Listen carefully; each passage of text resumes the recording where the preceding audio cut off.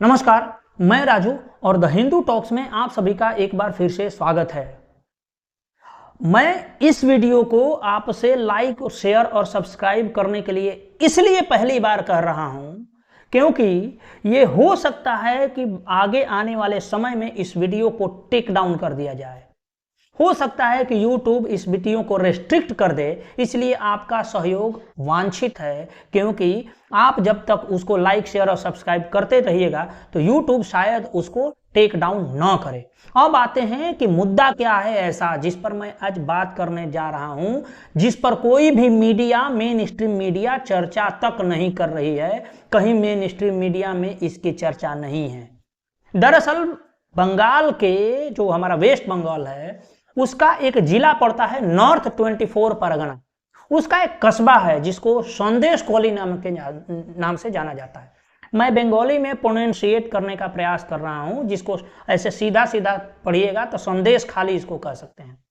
संदेश खाली एक ऐसा कस्बा है जहां पर आज से तकरीबन 30-40 वर्ष पहले 2-4-5% मुसलमान हुआ करते थे। उसके बाद इतना इन्फिल्ट्रेशन हुआ बांग्लादेश से और रोहिंग्याओं का वहां पर बसना हुआ कि आज के परिवेश में लगभग 70-72% हिंदू और बाकी के मुसलमान हो गए। वहां पर एक जो गुंडा है, जो जिहादी गुंडा है, उसका नाम है शेख शाहजहां। आपको याद होगा कि आज से लगभग 1-1.5 महीना पहले जब ईडी की टीम उस शेख जहां के यहाँ छापा मारने गई थी तो शेख जहां के जिहादी गुंडों ने किस तरीके से ईडी की टीम पर हमला किया था। ईडी की टीम पर हमला करने के बाद जिसमें ईडी के बहुत सारे लोग भी घायल हुए थे, सर फुटेज थे और गाड़ियों का तो जो हाल हुआ था, जो इस्लामिक जिहाद में किया जाता है वो आप जानते ही हैं। लेकिन उसके बाद शेख जो शाहजहां है वो गायब है। झक मार रही है इस देश के पैरामिलिट्री फोर्सेस, सीआरपीएफ, इस देश की इंटेलिजेंस फोर्सेस और बाकी सारी झक मार रही है।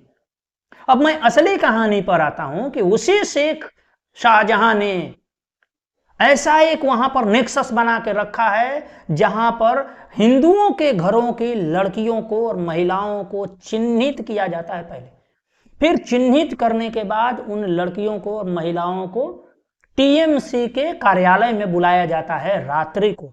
मैं जो कह रहा हूं वैसे ही नहीं कह रहा हूं, बहुत सारे वीडियोस अवेलेबल हैं उन महिलाओं के इंटरव्यूज के जिन्होंने इस चीज को भोगा है।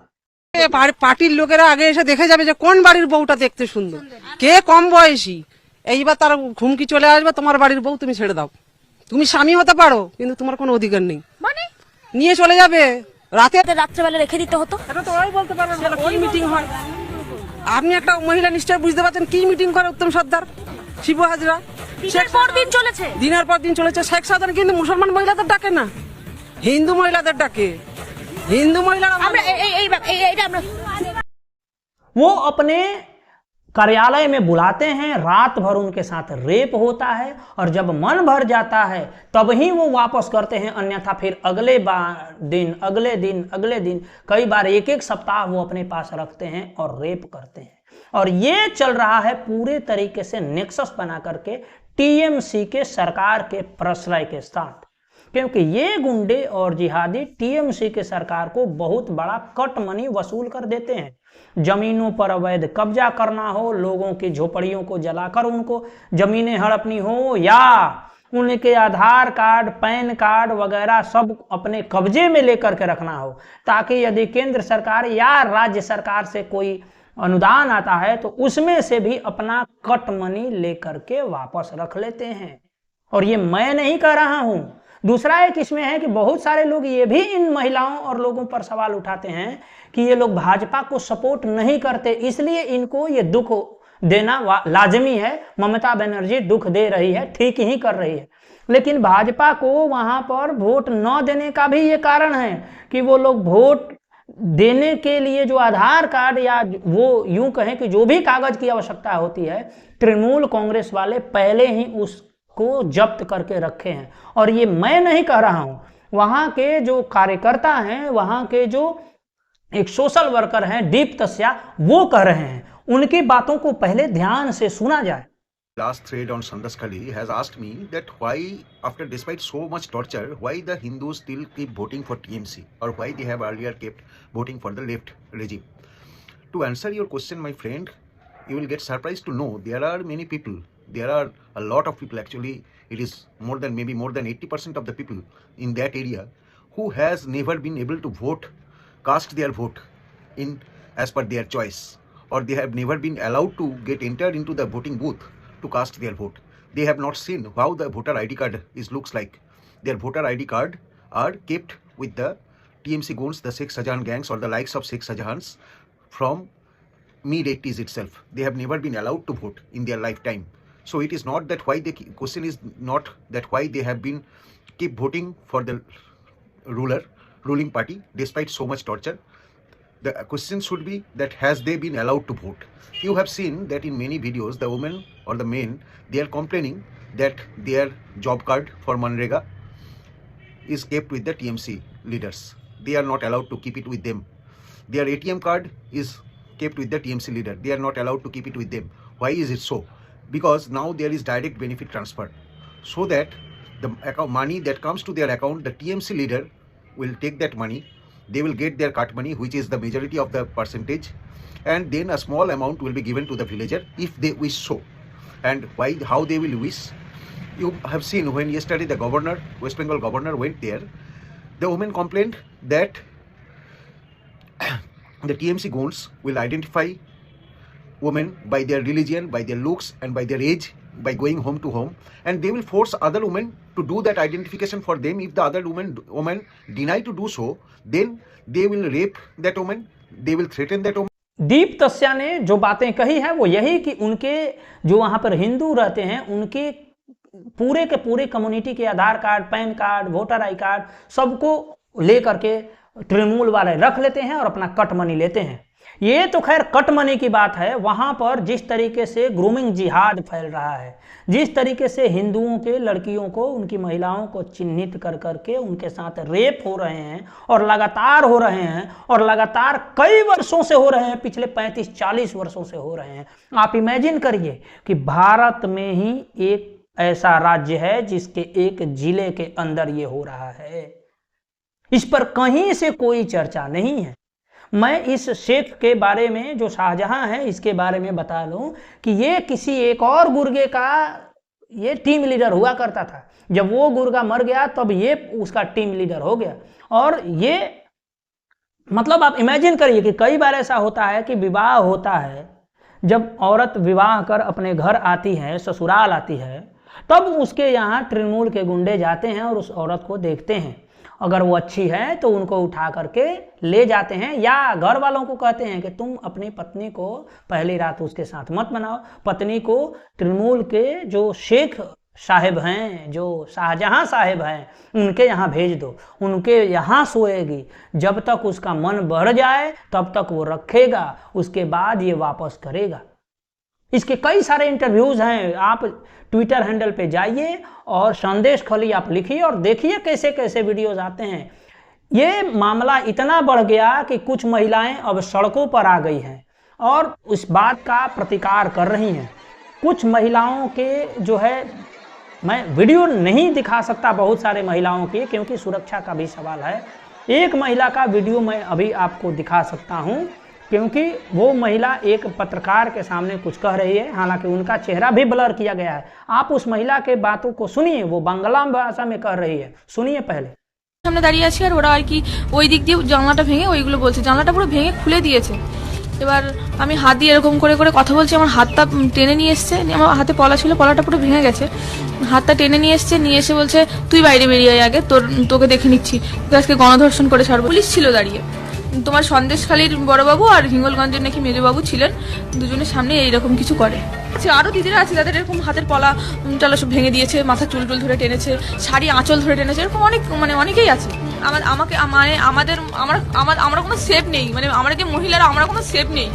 আমার স্বামীর সামনে আমাকে এই ধরনের। महिला की बातों को यदि माना जाए तो महिला स्पष्ट रूप से कह रही है कि तृणमूल के गुंडे आते हैं और पुलिस के प्रश्रय में उनको उठा के ले जाते हैं, उनके साथ रेप्स होते हैं, बलात्कार होते हैं कई दिनों तक। आप इमेजिन करिए, ये भारत में हो रहा है। इमेजिन करिए, ये भारत में तथाकथित हिंदुत्ववादी बीजेपी केंद्र में है तब हो रहा है, और ये अनवरत कई वर्षों से हो रहा है। बीजेपी के लास्ट 10 वर्षों में भी ये हो रहा है, और अब ये पीक पर है, पीक पर, बीजेपी के राज्य में पीक पर है। बहुत सारे लोग कहेंगे कि आप जो है तृणमूल कांग्रेस के ममता बनर्जी से क्यों नहीं सवाल पूछेंगे। अब ये वही सवाल हो गया कि भाई आप एक शैतान के साथ, एक दुष्ट के साथ, एक राक्षस के साथ जाकर के न्याय मांगिए और उससे कहिए कि भाई आप न्याय दे दो, तो वो तो संभव नहीं है। ममता बनर्जी पर हम क्यों सवाल उठाएं? क्योंकि ममता बनर्जी यह जानती है कि वो क्या कर रही है, उसका यही मोडस ऑपरेंडी है और यही इसके हैंडलर्स हैं, यही वोट दिलवाते हैं जबरदस्ती, यही कटमनी भेजते हैं तृणमूल कांग्रेस को। तो ममता बनर्जी से हम सवाल क्यों पूछें? जब ये मामला थोड़ा मोड़ा आया, वहां के लोकल छोटे मोटे न्यूज चैनल बहुत हिम्मत करके दिखा रहे हैं, तब बीजेपी के जो माइनॉरिटी अफेयर्स की जो मिनिस्टर हैं, जो स्मृति ईरानी जी हैं, उन्होंने एक प्रेस कॉन्फ्रेंस किया। उस प्रेस कॉन्फ्रेंस को भी आप सुन ही लीजिए। টিএমসি পার্টির লোক দেখে যাবে কোন বাড়ির বউ দেখতে সুন্দর। Translation: Men of the TMC party will come to homes and check which woman is beautiful. In Bangla, they said to journalists, "Ke kom boishi?" Who is how young? The women of Sandesh Khali have said this to journalists regarding the TMC and their conversation with the husbands of women who are crying out for help. In Bangla, the husbands of these Hindu women were told, "Tumi shami hote paro, kintu tomar kono odhikar nei." The Hindu women's husbands were told, "You can be a husband indicating in name only, but you will now have no rights." Then the Bangla women have said to journalists about the TMC, "Niye chole jabe rater por rat. They will take us night after night." They say, "Jotokhon tater monta na bhorbe, totokhon tomar rihai nei." Till the time the TMC men were not satisfied, night after night, you have no escape. Ladies and gentlemen of the media, these are the women of Sandesh Khali who are crying out for help, for protection. Mamata Bandyopadhyay is known for the genocide of Hindus. That she will now allow her men to pick out Hindu young married women to be raped night after night in the TMC office cannot be articulated in mere words. The question is, can we as citizens be mute spectators? Who is this man who is charged by the women of Sandesh Khali of mass rape of Bengali Hindu women? And I say this because these women, when they spoke to the media locally, said that they were particularly identified for being married and Hindu. Till now, everybody was wondering who is Sheikh Shah Jahan. Now the question is that Mamata Bandyopadhyay has to answer, where is Sheikh Shah Jahan?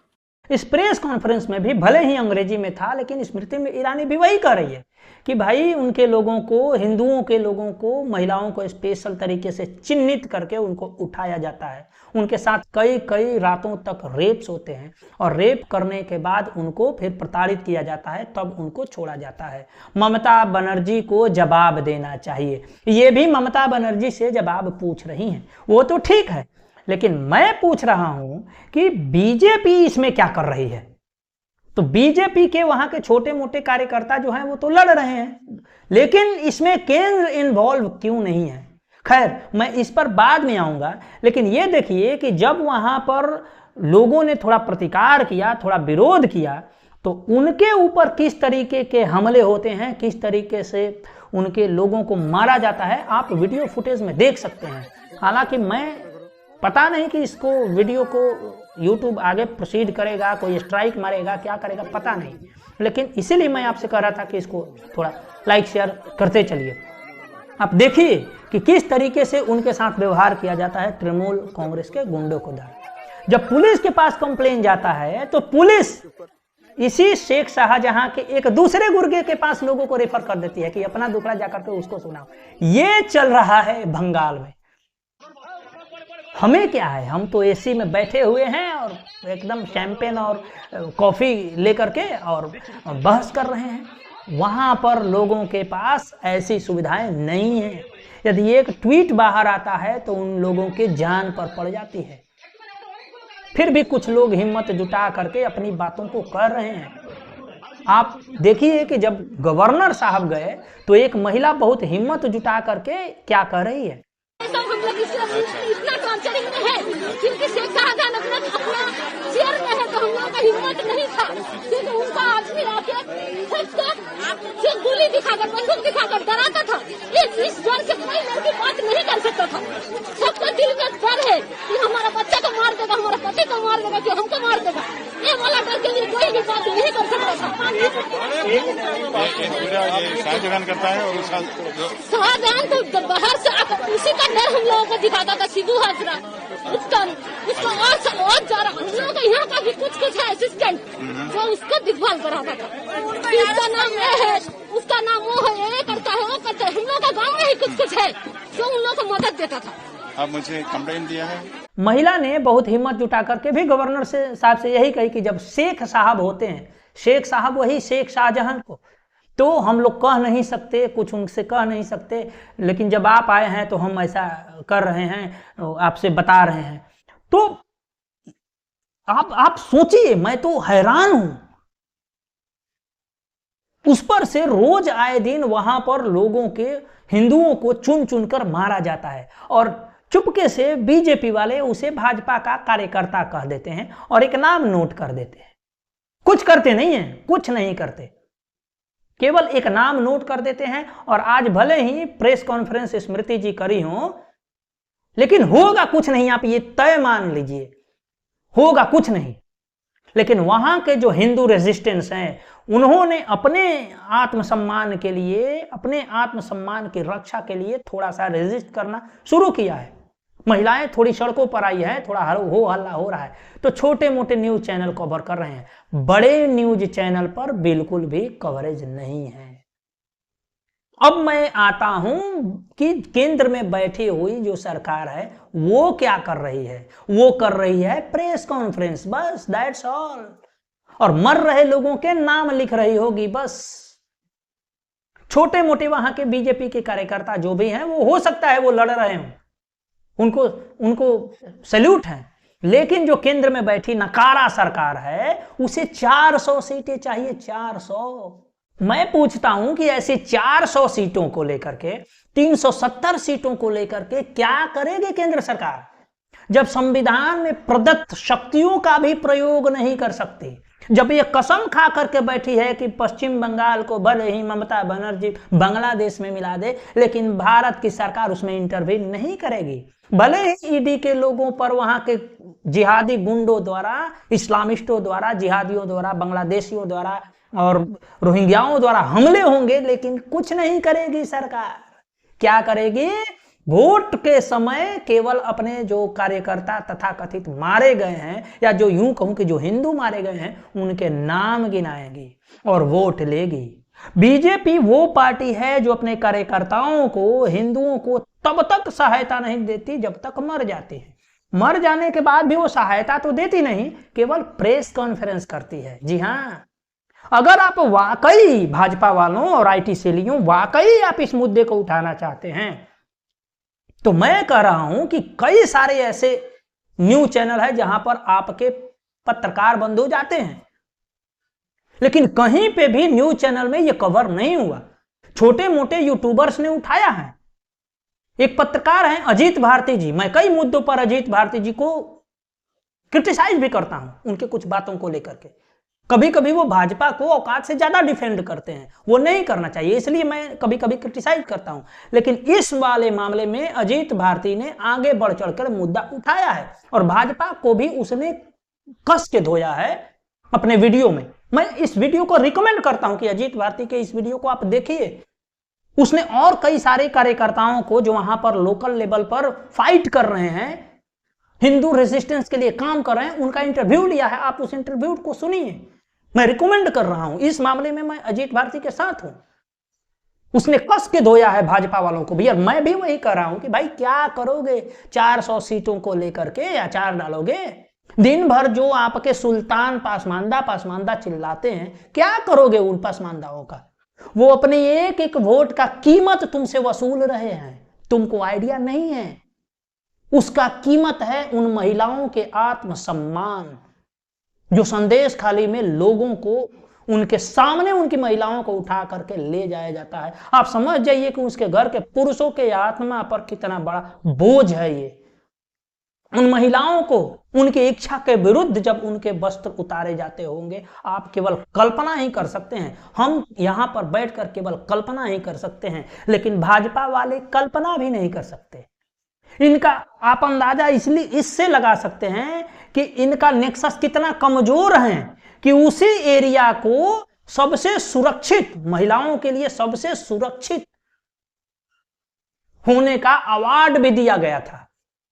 आप अंदाजा लगाइए, irony देखिए कि वहां पर लड़कियों का, हिंदू लड़कियों का सबसे ज्यादा विमेन ट्रैफिकिंग होती है और उस ट्रैफिकिंग के एवज में उनको अवार्ड दिया जाता है कि सबसे सुरक्षित है। आप अंदाजा लगाइए कि भाजपा का सिस्टम कितना सड़ चुका है, या यूं कहूं कि कितना कटा हुआ है जमीन से। यही बातें अजीत भारती जी ने भी उठाई है और मैं सम्मान करता हूं उसका। भाई किस लेवल पर भाजपा वाले गिरे हुए हैं। केवल प्रेस कॉन्फ्रेंस करना काम है भाजपा का। जो केंद्र में बैठी हुई इतनी शक्तिशाली सरकार है, उसका काम प्रेस कॉन्फ्रेंस करना नहीं है। संविधान में प्रदत्त शक्तियों का प्रयोग करके उस राज्य को गिराना भी है, उस राज्य पर लगाम लगाना भी है जो अपने ही नागरिकों की रक्षा नहीं कर सकता, या यूं कहूं कि अपने ही नागरिकों का वस्त्र हरण करने के लिए, उनको मारने के लिए, उनको कुचलने के लिए हमेशा तत्पर है। फिर क्यों है 256 जिसको इंपोज करके, जिसको राष्ट्रपति शासन कहा जाता है, क्यों है ये? लोग कहते हैं कि इंदिरा गांधी ने इतने बार लगाया, 35 बार 40 बार लगा दिया। भाई तुम एक बार तो लगाओ, ये तो जेन्युइन कारण है और इस देश की जनता मांग कर रही है कि बंगाल में राष्ट्रपति शासन लगा करके उसके पूरे सिस्टम को, पूरे तंत्र को आप अपने कंट्रोल में लीजिए। किस तरीके से उस तंत्र में जबरदस्ती मुसलमानों को भरा जा रहा है पुलिस और बाकी सारे नौकरियों में। आपको ये शायद जानकारी न हो, लेकिन ये सबको जानकारी है कि किस तरीके से फ्रॉड तरीके से उन्हें ओबीसी में शामिल करके उनको नौकरियां दी जा रही है। और ये सरकार भी मानती है, संसद के पटल पर इसके बयान आ चुके हैं सुधांशु त्रिवेदी के। तो केवल बयान देना केंद्र में बैठी हुई सरकार का काम नहीं है। सरकार कुछ करिए। लोग आस लगा करके देख रहे हैं, लेकिन कई मामलों में ऐसा लग रहा है कि वास्तव में नरेंद्र मोदी जी पासमानदा सुल्तान हैं। लोग आरोप लगाते हैं, मैं भी आरोप लगा रहा हूं। दिन भर आप मंचों से जो पासमानदा भाइयों कर रहे हैं, कभी उन हिंदू भाइयों के ऊपर भी आप दया दृष्टि डालिए जो कि दलित हैं, बहुत गरीब हैं और उनके महिलाओं के साथ इस तरीके के अपराध हो रहे हैं और कई वर्षों से हो रहे हैं, संगठित तरीके से हो रहे हैं। उनके जमीनों को भी हड़पा जा रहा है, उनके घरों को जलाए जा रहे हैं, उनको बेदखल किया जा रहा है, जबरदस्ती रोहिंग्याओं की भर्ती की जा रही है। अन्यथा 20-25 वर्षों में 2-3-4% से जनसंख्या 25%, 30% नहीं हो जाती। सिस्टमेटिक तरीके से उनके आधार कार्ड्स, पैन कार्ड्स वगैरह सारे डॉक्यूमेंट्स बनाए जा रहे हैं, कब्जे किए जा रहे हैं और आप सोए हुए हैं। आपके मंत्री जी प्रेस कॉन्फ्रेंस करती है और आपका काम समाप्त हो जाता है। धन्य है भाजपा वालों। तो फिर आपको 350 दे दिया जाए, 370 सीट दे दिया जाए, 400 दे दिया जाए, या टोटल का टोटल 443 सीट दे दिया जाए, कोई फायदा नहीं है, कोई फायदा नहीं है। आपकी जो वोट लेने की जो महत्वाकांक्षा है, जो तृप्तिकरण में आप इतना लीन हैं,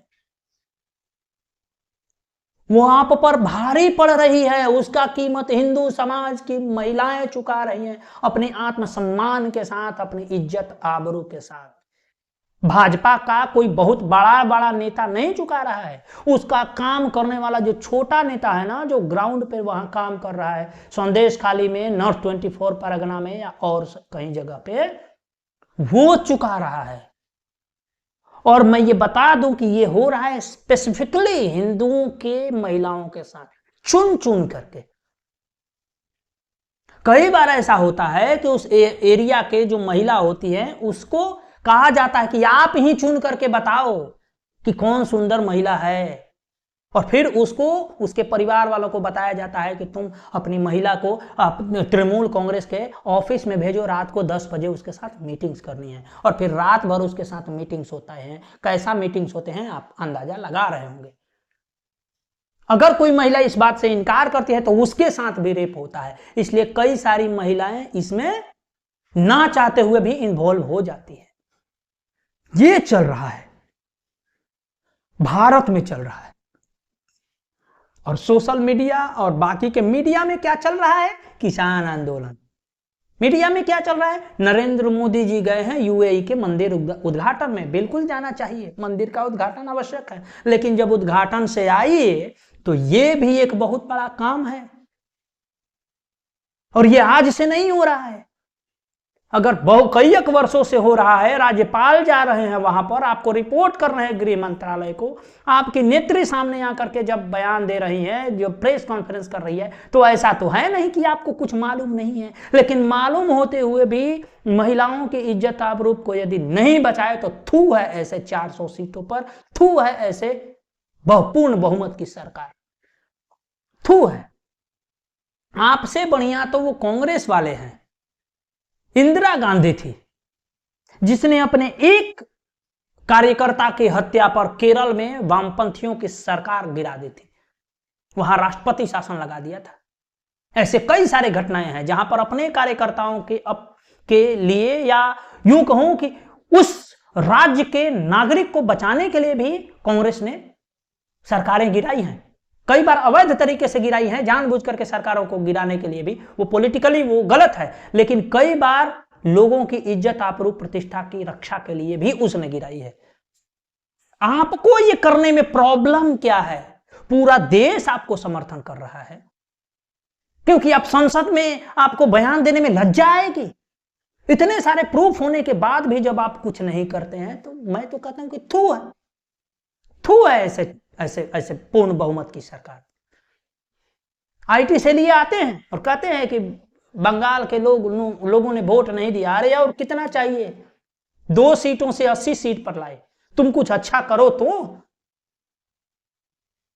तुम्हारे अपने लोग भी मारे जा रहे हैं और तुम्हारे जो मंत्रीगण हैं वो प्रेस कॉन्फ्रेंस कर रहे हैं। ईडी के लोग जाते हैं, उनको वहां पे अरेस्ट कर लिया जाता है। तृणमूल के गुंडे की तरह व्यवहार कर रहे हैं वेस्ट बंगाल के पुलिस। आप किस दुनिया में हैं? खैर, भाजपा वाले को जो करना है वो करेंगे, लेकिन मेरा ये काम था कि इस मुद्दे पर आपका ध्यान आकर्षित करें। वीडियो लंबा हुआ मैं जानता हूं, लेकिन ये इतना महत्वपूर्ण है कि आपसे बात करनी आवश्यक थी। मैं ये चाहूंगा कि आप इस वीडियो को लाइक करें, शेयर करें, सब्सक्राइब करें और अपने लोगों के साथ शेयर करें। मैंने जो भी प्रमाण दिए हैं, जो भी प्रूफ दिए हैं, लोगों के ऑफिशियल ट्वीट्स हैं, लोगों के ऑफिशियल बयान हैं, मैं उन्हीं के बयानों को दिखाया हूं।